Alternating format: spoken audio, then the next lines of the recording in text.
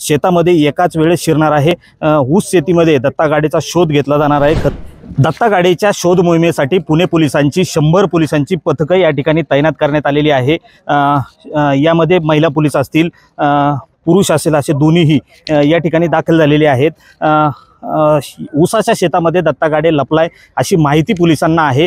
या परिसरामध्ये बिबट्याची दहशत आहे, त्यामुळे कुठेतरी मनुष्यबळ कमी पडत असल्याने या ठिकाणी ही पोलिसांची तुकडी या ठिकाणी दाखल करण्यात आलेली आहे। आता ही पोलिसांची तुकडी थेट शेतामध्ये एकाच वेळेस शिरणार आहे। ऊस शेतीमध्ये दत्ता गाडेचा शोध घेतला जाणार आहे। खरं तर दिवसभर दत्ता गाडेने स्वतःच्या घरात मुक्काम केला, त्यानंतर रात्रीच्या मुक्कामासाठी ऊसाच्या शेताचा सहारा घेतला।